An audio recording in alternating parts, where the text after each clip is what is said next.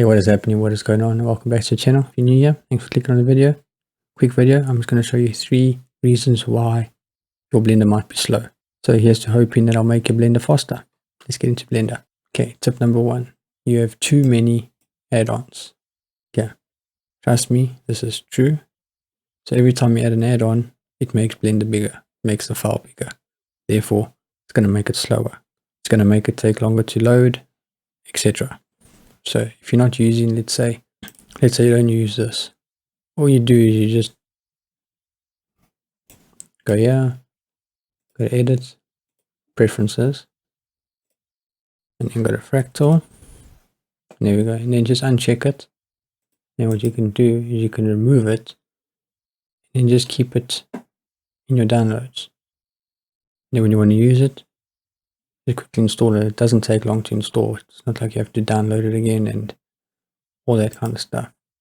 So this, if you've got too many add-ons that you don't use, just remove them and keep them in like a separate folder. Okay, tip number 2 is your max samples might be set too high. So they might be set to, let's say, 4096. Then every time you want to load an image, I don't have anything here, but every time you want to load something, it's going to take longer because there's more samples that need to be rendered to view. Okay, so 32 is perfect.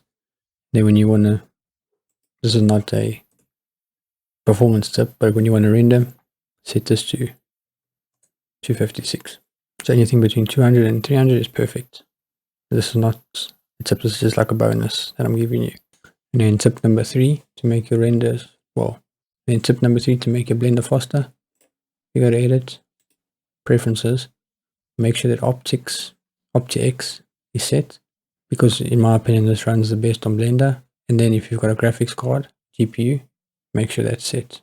So you don't want to be running off a CPU unless you have to, which is this is my CPU. Then just make sure that is set to GPU and make sure that your graphics card is selected.